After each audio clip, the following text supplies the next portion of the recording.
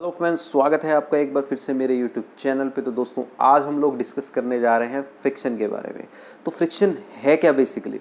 तो दोस्तों, फ्रिक्शन क्या है ये वैसे तो आपने पढ़ा हुआ है अपनी प्रीवियस क्लासेस में, छोटी क्लासेस में। 6th क्लास के बाद ये टॉपिक आ जाता है फ्रिक्शन का, फिर भी बता देता हूँ। फ्रिक्शन क्या है बच्चे, कि जब हम किसी ऑब्जेक्ट को किसी दूसरे ऑब्जेक्ट के सरफेस पे स्लाइड करवाते हैं या स्लाइड करवाने की कोशिश करते हैं, तब एक अपोजिंग फोर्स प्रोड्यूस होती है और उस अपोजिंग फोर्स को हम फ्रिक्शन बोलते हैं। जैसे कि फॉर एग्जांपल, मेरे पास एक ये सरफेस था, इस सरफेस के ऊपर मैंने एक ब्लॉक रख दिया।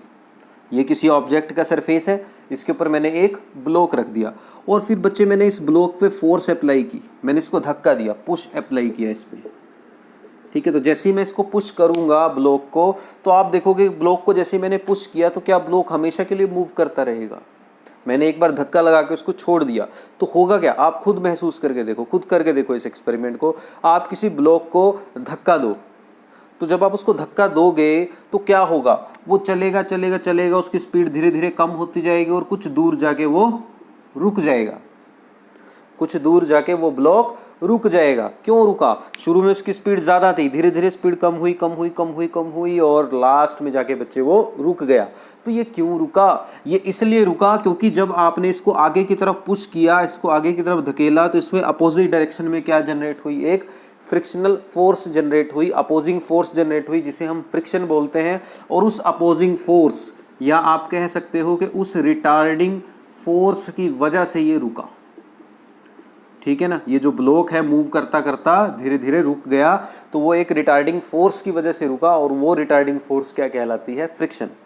ये आप अपनी डेली लाइफ में भी देखते हो। अगर आप एक बॉल ले लो, क्रिकेट बॉल, और उसको ग्राउंड में ऐसे फेंक दो, मतलब एक फ्लोर पे, एक फर्श पे या ग्राउंड में ऐसे उसको छोड़ दो रोल करवा के, तो थोड़ी दूर जाके वो बॉल रुक जाती है। तो वो क्यों रुकी? Due to friction. सिंपल। ठीक है, तो फ्रिक्शन यही है बेटा, एक अपोजिंग फोर्स है जो अपोज करती है रिलेटिव मोशन को दो ऑब्जेक्ट्स के। कि अगर दो ऑब्जेक्ट्स हैं, उनके जो रिलेटिव मोशन है, मतलब एक ऑब्जेक्ट पे दूसरा ऑब्जेक्ट स्लाइड कर रहा है, मूव कर रहा है, रोल कर रहा है, तो उसको वो अपोज करती है उनके रिलेटिव मोशन को। तो ये है हमारी फ्रिक्शन। तो इस चैप्टर में हम फ्रिक्शन के बारे में ही पढ़ेंगे बहुत डिटेल में। तो आज की जो क्लास होने वाली है, आज की क्लास में बेटा हम पढ़ने वाले हैं कि फ्रिक्शन क्या है, वो हमने पढ़ लिया। फ्रिक्शन कितनी तरह का होता है, फ्रिक्शन का कारण क्या है, और फिर हम डिस्कस करेंगे लॉज ऑफ फ्रिक्शन। ठीक, तो चलिए, तो फ्रिक्शन सबको पता लग गया। अब फ्रिक्शन के बारे में थोड़ा सा और जान लेते हैं। आपने ध्यान रखना है बेटा कि फ्रिक्शन की पहली खासियत है कि ये मोशन को अपोज करता है। दूसरी खासियत है कि ये हमेशा जिस डायरेक्शन में अप्लाइड फोर्स होगी, जिस डायरेक्शन में आप फोर्स लगाओगे, उस डायरेक्शन से हमेशा अपोजिट लगेगा। और दूसरा, ये जो सरफेसेस कांटेक्ट में होंगे दो ऑब्जेक्ट्स के, उनके पैरेलल होगा, टेंजेंशियल होगा। जैसे कि आप देख सकते हो कि सपोज ये कोई सरफेस था और यहाँ इस सरफेस पे मैंने एक ब्लॉक रखा और इस ब्लॉक पे मैंने जो फोर्स लगाई वो इस तरफ लगाई। ठीक है बेटा, मैंने जो फोर्स लगाई वो इस तरफ लगाई, जिससे इसकी जो डायरेक्शन ऑफ मोशन है वो इस तरफ है। This is the direction of motion of the block. तो ऑब्वियस सी बात है, जो फ्रिक्शनल फोर्स लगेगी वो इससे अपोजिट लगेगी और सरफेस के पैरेलल होगी। जो सरफेस कांटेक्ट में है उसके हमेशा फ्रिक्शनल फोर्स क्या होगी बेटा? पैरेलल होगी। तो जो फ्रिक्शनल फोर्स लगेगी वो इससे अपोजिट लगेगी। सिमिलरली, अगर मैं सेम सरफेस पे एक ब्लॉक रख देता हूं और इस बार इसको इस तरफ पुश करता हूं, मतलब ब्लॉक हमारा इस तरफ मूव कर रहा है, this is the direction of motion, तो ऑटोमेटिकली इस पे जो फ्रिक्शनल फोर्स जनरेट होगी इस बार, वो इस डायरेक्शन से अपोजिट होगी। तो फ्रिक्शन इस तरफ लगेगा बेटा। तो फ्रिक्शन हमेशा डायरेक्शन ऑफ मोशन से कहाँ लगता है? अपोजिट लगता है। और दूसरा, वो टेंजेंशियल होता है सरफेस के, कि जो सरफेस कांटेक्ट में है दो ऑब्जेक्ट्स का, उस सरफेस के पैरेलल होता है फ्रिक्शन। ठीक है, तो ये जानना बहुत ज़रूरी है फ्रिक्शन के बारे में। अब चलते हैं नेक्स्ट। अब हम थोड़ा सा ये डिस्कस करेंगे कि फ्रिक्शन का कारण क्या है। What is the origin of friction? Friction क्यों जनरेट होता है? ऐसा क्या है फ्रिक्शन जनरेट होने के पीछे, कि फ्रिक्शन बनने का राज क्या है, वो हम डिस्कस करेंगे, ओरिजिन ऑफ फ्रिक्शन। तो नेक्स्ट टॉपिक यही होने वाला है हमारा, origin of फ्रिक्शन।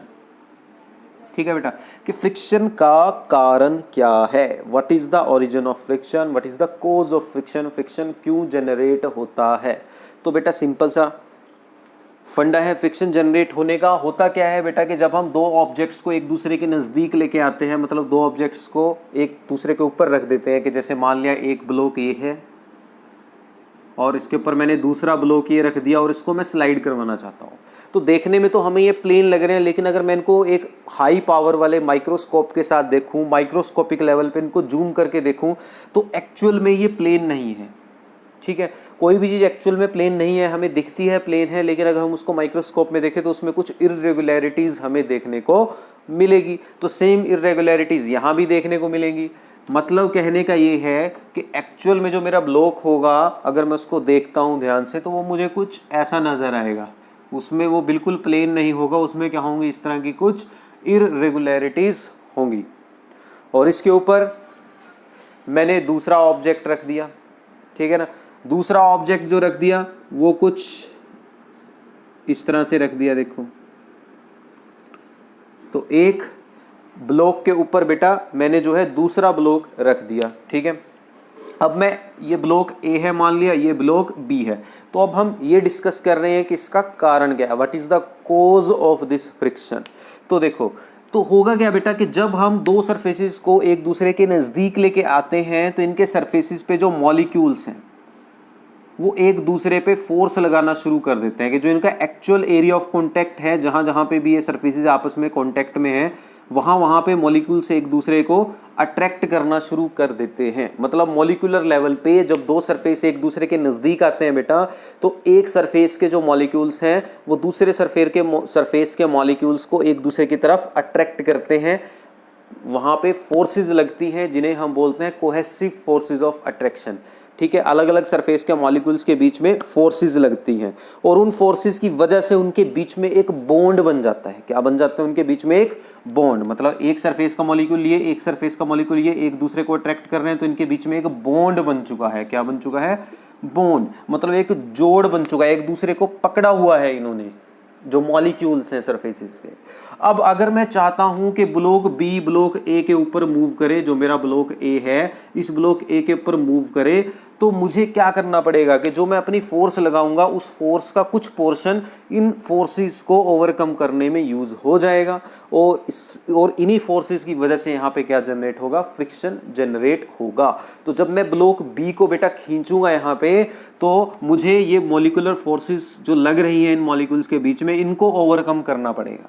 और यही मॉलिक्यूलर फोर्सेस की वजह से यहाँ पे एक अपोजिंग फोर्स हम कह सकते हैं जनरेट हो रही है, क्योंकि मेरी सारी फोर्स यूज नहीं हो रही इसको आगे लेके जाने में, उस फोर्स का कुछ पोर्शन इन फोर्सेस को ओवरकम करने में यूज हो रहा है। हम कह सकते हैं कि यही फोर्सेस हैं जो फ्रिक्शनल फोर्स को जन्म दे रही हैं। तो इस तरह से जो है बेटा फ्रिक्शनल फोर्स जनरेट हो रही है। क्लियर है? तो this is the origin of friction, के फ्रिक्शन क्यों जनरेट होता है। अब हम नेक्स्ट डिस्कस करेंगे टाइप्स ऑफ फ्रिक्शन, के फ्रिक्शन कितनी तरह का होता है। तो फ्रिक्शन बच्चों तीन तरह का है: static friction, limiting friction and kinetic friction. तो ये तीनों टाइप अब हम लोग डिस्कस करेंगे। तो बेटा सबसे पहले जैसा मैंने बताया कि तीन तरह के हैं फ्रिक्शन। नंबर 1 पे हमारे पास आता है स्टैटिक फ्रिक्शन। तो सबसे पहले इसी को डिस्कस करेंगे कि स्टैटिक फ्रिक्शन क्या है।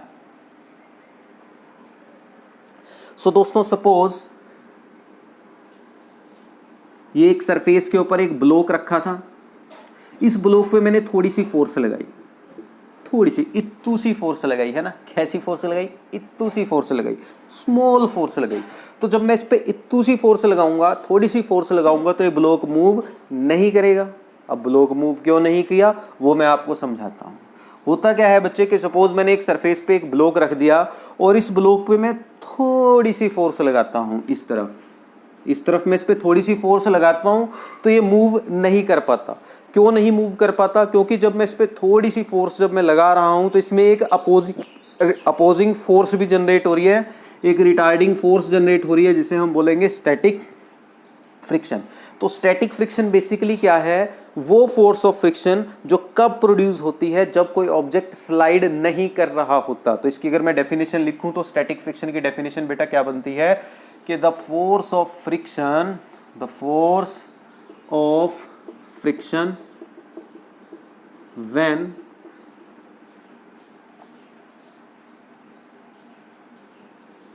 the force of friction which, ठीक है, the force of friction which comes into play when an object is at rest, means कि जब कोई ऑब्जेक्ट मूव भी नहीं कर रहा तब जो फोर्स ऑफ फ्रिक्शन आती है बेटा उसे हम क्या बोलते हैं, स्टैटिक फ्रिक्शन। अब स्टैटिक फ्रिक्शन की खासियत क्या है बच्चे कि स्टैटिक फ्रिक्शन एक सेल्फ एडजस्टिंग फोर्स है। कैसी फोर्स है, सेल्फ एडजस्टिंग फोर्स। अब सेल्फ एडजस्टिंग फोर्स का क्या मतलब है कि सपोज मैंने इस तरफ अप्लाइड फोर्स लगाई F और इस तरफ यहां पे स्टैटिक फ्रिक्शन जनरेट हुआ small F S. Static friction को हम किससे रिप्रेजेंट कर, फ्रिक्शन को हम स्मॉल एफ से रिप्रेजेंट करते हैं और स्टैटिक फ्रिक्शन को हम एफ एस से रिप्रेजेंट करते हैं, ठीक है। तो सेल्फ एडजस्टिंग फोर्स का क्या मतलब है बेटा कि जब ये ब्लॉक रखा था मैंने इस पे इतनी सी फोर्स लगाई, थोड़ी सी फोर्स लगाई इस तरफ, लेकिन ये मूव नहीं किया। क्यों, क्योंकि जितनी फोर्स मैंने इस तरफ लगाई उतनी ही यहाँ पे स्टैटिक फ्रिक्शन जनरेट हो गया। मान लिया मैंने इधर 1 न्यूटन फोर्स लगाई तो इधर भी बेटा कितनी न्यूटन फ्रिक्शन जनरेट होगा, 1 न्यूटन। समझ गए, न्यूटन फोर्स की यूनिट होती है, ठीक।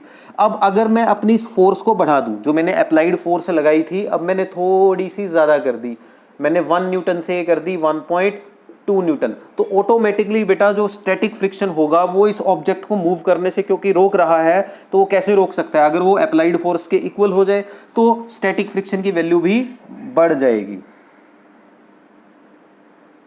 वो भी कितनी हो जाएगी, 1.2 न्यूटन। तो कहने का मतलब है जैसे जैसे मैं अपनी अप्लाइड फोर्स बढ़ाता जाऊंगा वैसे वैसे स्टैटिक फ्रिक्शन की वैल्यू भी बढ़ती जाएगी। लेकिन लेकिन लेकिन ये कब तक होगा, ये एक लिमिट तक होगा। आप किसी ऑब्जेक्ट पे फोर्स लगाते हो वो मूव नहीं कर रहा तो उस टाइम उस पे जितनी फोर्स आप इस तरफ लगा रहे हो उतना ही स्टैटिक फ्रिक्शन उस तरफ जनरेट हो रहा है। लेकिन अगर आप अपनी अप्लाइड फोर्स बढ़ाते जाओगे बढ़ाते जाओगे बढ़ाते जाओगे, स्टैटिक फ्रिक्शन भी बढ़ता जाएगा बढ़ता जाएगा बढ़ता जाएगा। आप फोर्स बढ़ाते जा रहे हो, स्टैटिक फ्रिक्शन भी बढ़ता जा रहा है, लेकिन फिर एक लिमिट आ जाएगी कि आप जब आपकी फोर्स एक टाइम पे इतनी ज्यादा हो जाएगी कि स्टैटिक फ्रिक्शन बढ़ेगा बढ़ेगा बढ़ेगा और एक लिमिट आएगी कि स्टैटिक फ्रिक्शन अब उससे ज्यादा और नहीं बढ़ सकता, उससे ज्यादा उसकी वैल्यू और नहीं हो सकती। तो एक लिमिट है स्टैटिक फ्रिक्शन की कि इससे ज्यादा जो है स्टैटिक फ्रिक्शन जनरेट नहीं होगा, ठीक है। कि शुरू में जब अप्लाइड फोर्स 0 थी स्टैटिक फ्रिक्शन भी 0 था, आपने थोड़ी सी फोर्स लगाई स्टैटिक फ्रिक्शन भी लग गया, आपने फोर्स इंक्रीज की स्टैटिक फ्रिक्शन भी इंक्रीज होने लग गया। आपकी फोर्स इंक्रीज होती जा रही है होती जा रही है, स्टैटिक फ्रिक्शन भी इंक्रीज होता जा रहा है होता जा रहा है। लेकिन एक टाइम पे एक लिमिट ऐसी आएगी कि स्टैटिक फ्रिक्शन अब इंक्रीज होते होते एक मैक्सिमम वैल्यू तक पहुंच जाएगा, उससे ज्यादा आप उसको इंक्रीज नहीं कर सकते। तो ये आपको ध्यान रखना है स्टैटिक फ्रिक्शन के बारे में। तो जब आप बेटा फ्रिक्शन फोर्स लगाते जाओगे स्टैटिक फ्रिक्शन बढ़ता जाएगा। एक टाइम पे जैसा मैंने बताया एक लिमिट आएगी कि अगर उससे ज्यादा फोर्स आपने लगा दी तो और ज्यादा स्टैटिक फ्रिक्शन इंक्रीज नहीं होगा और उसके बाद हमारा जो ऑब्जेक्ट है वो स्लाइड करना शुरू कर देगा। मींस एक टाइम ऐसा आएगा कि आपकी फोर्स बढ़ती जा रही है, स्टैटिक फ्रिक्शन भी बढ़ता जा रहा है। एक टाइम पे फोर्स इतनी ज्यादा हो जाएगी कि स्टैटिक फ्रिक्शन और इंक्रीज नहीं होगा और हमारा जो ब्लॉक है वो स्लाइड करना शुरू कर देगा, ठीक। और तब जब हमारा ऑब्जेक्ट जस्ट स्टार्ट करेगा स्लाइड करना तब जो फ्रिक्शन जनरेट होगा उसे बोलेंगे लिमिटिंग फ्रिक्शन। तो दूसरे नंबर पे बच्चों हमारे पास आता है limiting friction.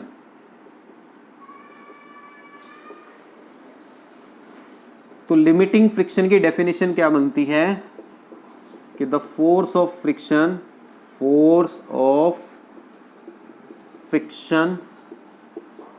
when an object just starts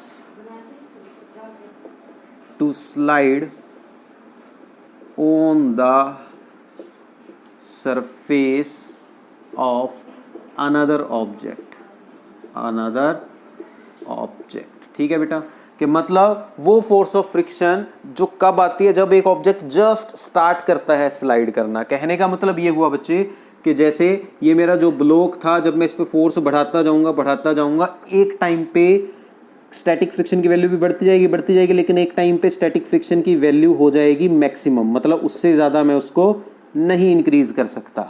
और अगर मैं अब और फोर्स लगाऊंगा तो ये स्टार्ट कर देगा स्लाइड करना। तो आप कह सकते हो कि लिमिटिंग फ्रिक्शन सिंपली क्या है, स्टैटिक फ्रिक्शन की मैक्सिमम वैल्यू, कि जब आपने फोर्स अप्लाई की स्टैटिक फ्रिक्शन भी बढ़ा, और ज़्यादा फोर्स लगाई स्टैटिक फ्रिक्शन और बढ़ा, लेकिन स्टैटिक फ्रिक्शन की एक लिमिट आ गई कि इससे ज़्यादा वो नहीं जा सकता। और जो वो लिमिट आई ना स्टैटिक फ्रिक्शन की कि इससे ज़्यादा उसकी वैल्यू नहीं हो सकती, उस मैक्सिमम वैल्यू को स्टैटिक फ्रिक्शन की हम क्या बोलते हैं, लिमिटिंग फ्रिक्शन। कि अगर अब मैंने फोर्स और लगाई तो हमारा ऑब्जेक्ट स्लाइड करना शुरू कर देगा। तो आप कह सकते हो कि लिमिटिंग फ्रिक्शन जस्ट क्या है, maximum value of static friction, कि स्टैटिक फ्रिक्शन की जो मैक्सिमम वैल्यू हो सकती है उसे हम बोलते हैं लिमिटिंग फ्रिक्शन। और जैसे ही हमारी अप्लाइड फोर्स इतनी ज़्यादा हो जाती है कि स्टैटिक फ्रिक्शन हमारा लिमिटिंग फ्रिक्शन के इक्वल हो जाता है, उस टाइम पे हमारा ऑब्जेक्ट जस्ट स्लाइड करना शुरू कर देता है। और उसके बाद हमारा फिर ऑब्जेक्ट, जब हम और फोर्स अगर लगाएंगे तो हमारा ऑब्जेक्ट स्लाइड करना शुरू कर देगा। और उस टाइम पे जो फ्रिक्शन आएगा, जब हमारा ऑब्जेक्ट मूव करने लग गया, उसे बोलते हैं काइनेटिक फ्रिक्शन, जो थर्ड नंबर पे आता है। इसके बाद हमारे पास आता है एक काइनेटिक फ्रिक्शन। ठीक है, नेक्स्ट थर्ड नंबर पे जो टाइप है फ्रिक्शन का बेटा वो है काइनेटिक फ्रिक्शन। तो काइनेटिक फ्रिक्शन क्या है बच्चा पार्टी, कि the force of friction which comes into play when an object starts moving on the surface of another object.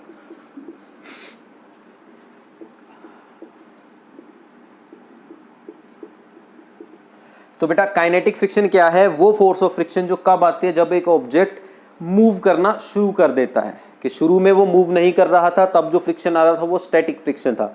जब जस्ट स्टार्ट किया स्लाइड करना तो लिमिटिंग फ्रिक्शन, और जब वो मूव करता जा रहा है तब जो फ्रिक्शन लग रहा है कांस्टेंट फ्रिक्शन, उसे हम बोलते हैं काइनेटिक फ्रिक्शन। तो आपको ध्यान रखना है, जब कोई ऑब्जेक्ट कॉन्टिन्यूसली मूव करता रहे किसी सरफेस पे, तब जो फोर्स ऑफ फ्रिक्शन वहां पे जनरेट होती है, उस फोर्स ऑफ फ्रिक्शन को हम बोलते हैं काइनेटिक फ्रिक्शन, और उसको एफ के से रिप्रेजेंट करते हैं। अब ऑब्जेक्ट मूव करता जा रहा है स्टेडी मोशन में, अब जो कांस्टेंट वैल्यू फ्रिक्शन की उसे मिल रही है, उसे बच्चे हम क्या बोलेंगे, काइनेटिक फ्रिक्शन। तो आपने ध्यान रखना है, फ्रिक्शन तीन तरह का है, static friction, limiting friction, kinetic friction. Static friction है जब ऑब्जेक्ट रेस्ट में होता है, मूव नहीं कर रहा, तब जो फ्रिक्शन लगेगा उसे स्टैटिक फ्रिक्शन बोलेंगे। दूसरे नंबर पे आता है लिमिटिंग फ्रिक्शन, मतलब जब आप फोर्स बढ़ाते जाओगे स्टैटिक फ्रिक्शन बढ़ता जाएगा, तो स्टैटिक फ्रिक्शन की जो मैक्सिमम वैल्यू आपको मिलेगी, और जब ऑब्जेक्ट जस्ट स्टार्ट करेगा स्लाइड करना, उसे बोलेंगे लिमिटिंग फ्रिक्शन। थर्ड नंबर पे आता है काइनेटिक फ्रिक्शन, जब हमारा ऑब्जेक्ट मूव कर रहा है स्टेडी मोशन में, तब जो फ्रिक्शन लगेगा उसे बोलेंगे काइनेटिक फ्रिक्शन। तो इसका मतलब नेट कितनी एक्सेलरेशन किसी ऑब्जेक्ट को मिल रही है वो हम फाइंड आउट कर सकते हैं। जैसे कि अगर मैं एक ये एग्जांपल लूं कि सपोज ये कोई ऑब्जेक्ट था, इस पे मैंने फोर्स लगाई हुई है एफ, और इसमें जो काइनेटिक फ्रिक्शन जनरेट हो रहा है, इस टाइम ये ऑब्जेक्ट मोशन में है, फोर्स इस पे एफ लगाई है टोटल, और इस पे फ्रिक्शन कितना जनरेट हो रहा है, काइनेटिक फ्रिक्शन एफ के, और ऑब्जेक्ट का मास है एम। तो अगर आपको कहा जाए कि इस पे इसकी एक्सेलेरेशन निकाल लो, तो आप न्यूटन सेकंड लॉ से निकाल सकते हो। न्यूटन सेकंड लॉ क्या बोलते हैं कि जो नेट फोर्स होगी ऑब्जेक्ट पे, वो किसके इक्वल होगी, इस ऑब्जेक्ट का मास इंटू इस ऑब्जेक्ट की एक्सेलरेशन। नेट फोर्स यही होती है, मास इंटू एक्सेलरेशन। अब इस ऑब्जेक्ट पे बेटा नेट फोर्स कितनी लग रही है, जितनी आपकी अप्लाइड फोर्स है माइनस जितने काइनेटिक फ्रिक्शन है, क्योंकि अपोजिट है तो F minus F K is equal to M A. तो यहाँ से आपके पास आपको एक्सेलरेशन मिल जाएगी F minus F K upon M. So इस तरह से आपको एक्सेलरेशन मिल जाएगी ऑब्जेक्ट की, कि किसी भी ऑब्जेक्ट पे अगर मैं एफ फोर्स लगाता हूँ और उसमें काइनेटिक फ्रिक्शन एफ के है, तो वो उसमें कितनी एक्सेलरेशन आएगी, F minus F K upon M. तो यहाँ से क्लियर हो जाता है कि अगर हमारी अप्लाइड फोर्स फ्रिक्शनल फोर्स के ही इक्वल है, काइनेटिक फ्रिक्शन के इक्वल है, तब उसमें एक्सेलरेशन जीरो होगी, मतलब ऑब्जेक्ट कांस्टेंट स्पीड से मूव करेगा। तो क्लियर है, तो ये था काइनेटिक फ्रिक्शन। ठीक, तो इसको आप बेटा काइनेटिक फ्रिक्शन को, स्टैटिक फ्रिक्शन को, लिमिटिंग फ्रिक्शन को ग्राफिकल ग्राफिकली भी रिप्रेजेंट कर सकते हो। ग्राफिकली कैसे रिप्रेजेंट करोगे कि अगर मैं वाई एक्सिस ले लूँ यहाँ और यहाँ ले लूँ एक्स एक्सिस पे मैं ले लूँ अप्लाइड फोर्स और वाई एक्सिस पे मैं ले लूँ फ्रिक्शनल फोर्स, तो ग्राफ कुछ ऐसा बनता है। देखो शुरू में जब अप्लाइड फोर्स जीरो है, फ्रिक्शन भी जीरो है। अब जब ऑब्जेक्ट मूव नहीं कर रहा होता तब कौन सा फ्रिक्शन लगता है बेटा? Static friction. और स्टैटिक फ्रिक्शन के बारे में मैंने आपको बताया था, जैसे जैसे अप्लाइड फोर्स बढ़ेगी स्टैटिक फ्रिक्शन भी बढ़ेगा। तो ग्राफ कुछ ऐसा जाएगा। देखो ये जो ग्राफ है ये किसको रिप्रेजेंट करता है? स्टैटिक फ्रिक्शन को। ठीक है, कि अप्लाइड फोर्स बढ़ती जा रही है, फ्रिक्शनल फोर्स भी बढ़ती जा रही है।